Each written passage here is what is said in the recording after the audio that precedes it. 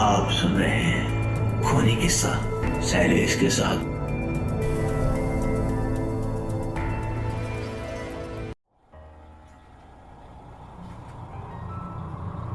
रात के भयानक अंधकार को चीरते हुए ट्रक रफ्तार से भाग रही थी।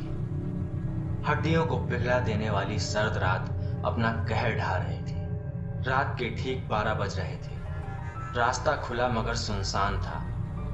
ट्रक की हेडलाइट सड़क के काले घने अंधेरे को पूरी तरह दूर करने की नाकाम कोशिश करती आगे बढ़ रही थी। आधी रात के बाद ही अब्बास को गाड़ी ड्राइव करने का मजा आता था। ज्यादातर इस वक्त सड़क बिल्कुल सुनसान मिलती, जिसके कारण उसे अपनी मर्जी के मुताबिक गाड़ी भगाने का मौका मिल जाता। ऐसे वीरान रास्ते पर उसे रोज का आना जाना लगा रहता था। आधी रात के बाद लूटपाट की वारदातें आम बात थीं। हालांकि अब्बास किसी से डरता नहीं था। रोज की तरह आज भी उसी रफ्तार से वह आगे बढ़ रहा था।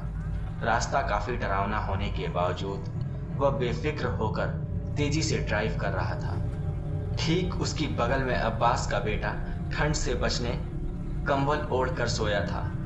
गुजरात की बॉर्डर पार करके गाड़ी राजस्थान में दाखिल हो रही थी। अंबाजी होकर आबू की ओर आगे बढ़ने वाला रास्ता टेढ़ी मेढ़ी पहाड़ियों से गुजरता था। राजस्थान में एंटर होते ही बॉर्डर पर आने वाले छोटे से शहर को क्रॉस करते उससे पहले ही एक हादसा हो गया। घने जंगल में पहाड़ी की ढलान पर एक जबरदस्त धमाके के साथ गाड़ी का टायर फट गया। ब्रेक लगाकर अब्बास ने गाड़ी को कंट्रोल कर लिया। टायरों की चीख के बाद गाड़ी रुक गई। रात के अंधेरों में वृक्ष के डरावने चेहरे किसी राक्षसी कंकाल की भांति लग रहे थे। निशाचर जीवों की आवाजें उसे बिल्कुल भी ठीक नहीं लगी थी। कहीं दूर घनी झाड़ियों में उल्लू भयानक आवाजों से डरा रहा था। अचानक लगी ब्रेक के कारण अब्बास के लड़के की गहरी नींद उड़ गई। कायरू अब्बाजान उस्मान ने मारवाड़ी लहजे में चिंता जताई। उसकी आवाज में कपकपी थी। गाड़ी पंचर हो गई रहेगी और की कोनी रही हो। तू उठ गई हो तो टायर बदलने में हमारी मदद कर ले। एनी घबराने की बात कोनी, हमारी गाड़ी तैयार रह जाइला। अब्बास ने अपने बेटे का हौसला बढ़ाया। जी अब्बाजान, कहकर उस्मान आसपास के जंगलों में नजरें घुमाता हुआ पिता की हेल्प करने लगा। किसी डरावनी कहानी से ये माहौल कम नजर नहीं आ रहा था। जगह किसी भूतिया टीले की तरह दिख रही थी। हैरानी की बात यह थी कि उनकी ट्रक के अलावा कोई भी वाहन उस सड़क पर दूर दूर तक दिखाई नहीं दे रहा था। काफी डरावना हॉरर सीन था। अब्बास गाड़ी को जैक लगाकर फटाफट नट बोल्ट खोले और टायर बदला। किसी अनजाने खौफ के चलते दोनों ने गाड़ी पर बैठकर अपनी जगह ले ली। अब्बास को डर इसी बात का था कि इस वीरान जगह पर कोई जंगली जानवर हमला न कर दे, मगर अल्लाह के करम से ऐसा कुछ नहीं हुआ। गाड़ी स्टार्ट करके दोनों आगे बढ़े। सर्द हवाएं अभी दे पेड़ पौधों से सरसराहट भर गई थी। ढलान उतरकर गाड़ी जब सीधे रास्ते पर आई तो सामने का नजारा देखकर कपास की आंखें खुली की खुली रह गई। वह कोई छोटे से कस्बे का स्टॉप था और बस स्टॉप पर लंबा घूंघट ताने कोई स्त्री खड़ी थी। हॉरर मूवी का सीन का नजारा देख अब्बास बुरी तरह सहम गया। अब्बा जान, कोई लुगाई खड़ी लागे है। हाँ पुत्र, वे होई कोई दुखियारी। अब्बास ने गाड़ी को ब्रेक लगाई। घूंघट ओढ़ के वह स्त्री अपनी चूड़ियों की खनक बिखरती हुई रोड के बीचों बीच आकर रुक गई। अब्बास को गाड़ी रोकनी पड़ी। उस अजनबी स्त्री का चेहरा देखने की अब्बास की कोशिश बिल्कुल नाकाम रही।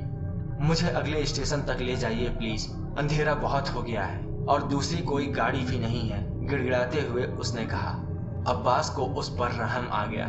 जिस स्त्री को आधी रात में घर से बाहर निकलना पड़ा और जरूर कोई बड़ी मुसीबत में हो सकती है, ऐसा सोचकर अब्बास अपने बेटे उस्मान से मुखातिब हुआ।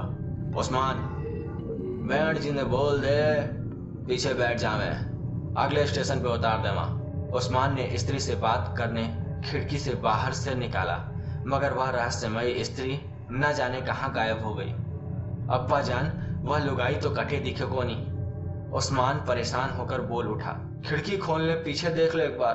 अब्बास की बात मानकर उसने पीछे का नज़ारा देखने ड्राइवर सीट के पीछे सेंटर में लगी खिड़की को खोल दिया। उस्मान की आंखें हैरत से फटी की फटी रह गई। वो तो पीछे बैठी है।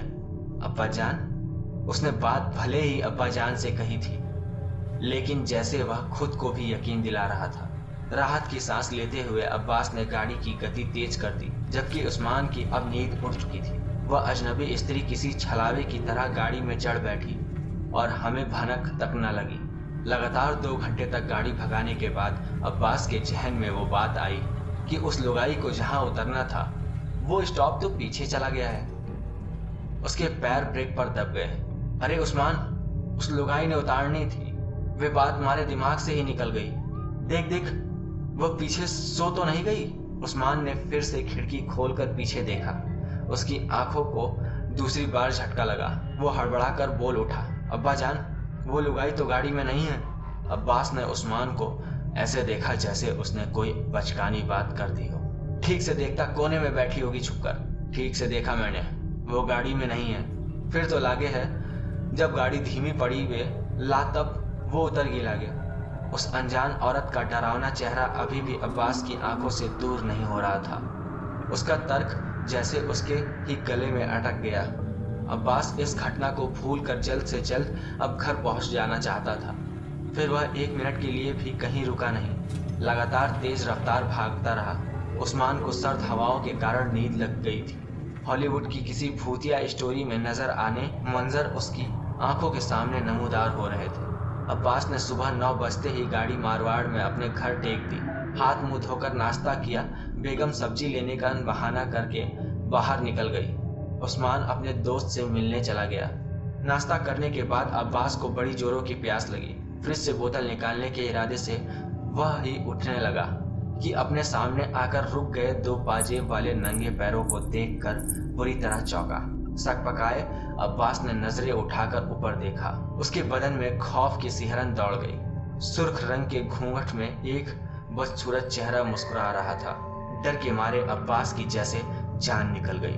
तू अट्ठे काई करे है? तू तो रास्ते में उतर गई थी ने। मैं क्यों उतर जाती भला? तुमने ही तो मन ने अपने साथ बुलाया है।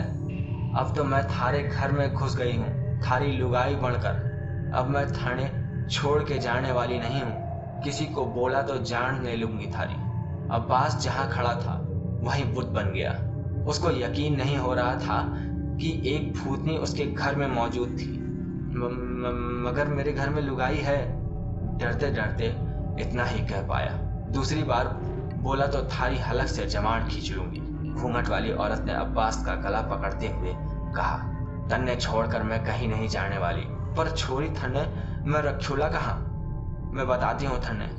थारा पैर री जान में चीरा कर ले फटाफट। मेरे सिर के बाल काट कर थारी जान में सी ले।